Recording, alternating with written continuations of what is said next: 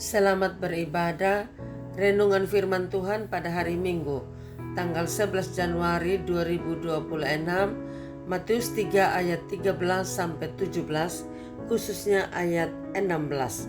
Sesudah dibaptis, Yesus segera keluar dari air, dan pada waktu itu juga langit terbuka dan ia melihat Roh Allah seperti burung merpati turun ke atasnya.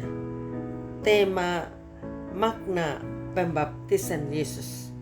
Yesus meninggalkan Galilea menuju sungai Yordan untuk dibaptis oleh Yohanes.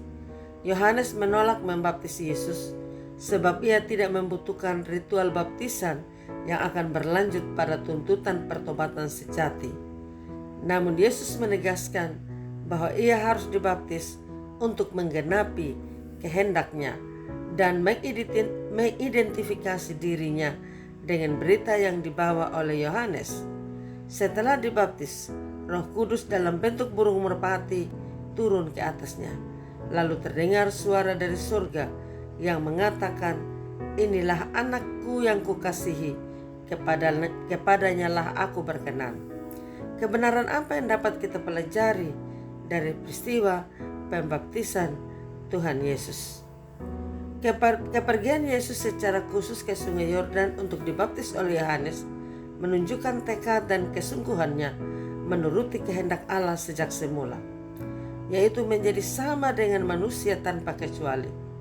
Sebab ketika Yohanes mengatakan bahwa ia yang membutuhkan baptisan, Yesus menjawab bahwa pembaptisan atas dirinya bukan masalah kebutuhan, tapi masalah ketaatannya untuk menggenapi kehendaknya. Di dalam proses pembaptisannya itu juga ada indikasi kesegeraannya tanpa ditunda-tunda lagi.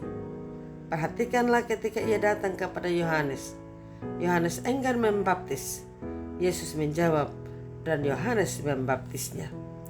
Perenungan firman Tuhan yang kita pelajari dari pembaptisan Yesus ini. Sikap Yohanes menjadi teladan bagi anak-anak Allah. Segala sesuatu yang kita dapatkan, kehebatan, kesuksesan, keberhasilan, biarlah semuanya itu nama Tuhan dimuliakan. Yesus sebagai anak Allah taat kepada kehendak Bapanya. Dia mau merendahkan diri demi umat manusia. Dengan setia dia memberi diri dibaptis. Bagaimana dengan kita? Kita lebih sering melakukan apa yang kita suka sekalipun itu bukan kehendak Allah. Godaan duniawi sering menjadi tujuan hidup kita. Melalui baptisan, Yesus menyerahkan diri untuk mati karena baptisan sebagai simbol pemakaman orang mati. Saat Yesus keluar dari air, hal itu melambangkan kebangkitan. Yesus memberi dirinya bukan untuk mati begitu saja, melainkan untuk menebus dosa dan bangkit mengalahkan kuasa dosa. Kita seharusnya memakai kesempatan itu dengan hidup sesuai dengan kehendaknya. Ketika Allah mengaruniakan kesempatan dalam kehidupan kita saat ini, maka kita harus mampu menjadi anak Allah yang hidup. Artinya, gelar anak Allah tidak hanya sekedar gelar, tetapi juga tercermin dalam hidup kita. Yesus adalah role model dalam ketaatan. Allah memberi kehendak bebas agar kita mengikutnya dengan rela. Dengan sadar kita dapat memilih hidup setia kepada Allah dalam perjalanan hidup kita.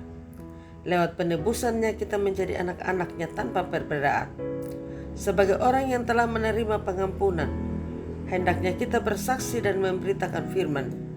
Menjadi anak Allah itu tidak mudah, tetapi benar-benar menyerahkan diri kepada kehendaknya.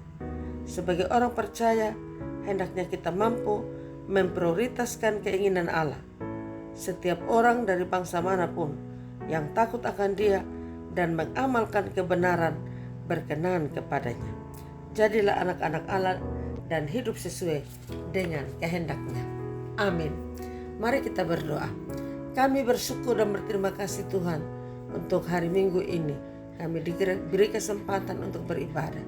Tuhan memberkati kami bila kami mengikuti apa teladan Yesus Kristus dalam hidup yang tetap setia dan taat pada kehendak Bapanya.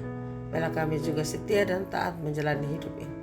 Berkati kami, berkati anak-anakmu yang siap hati untuk beribadah.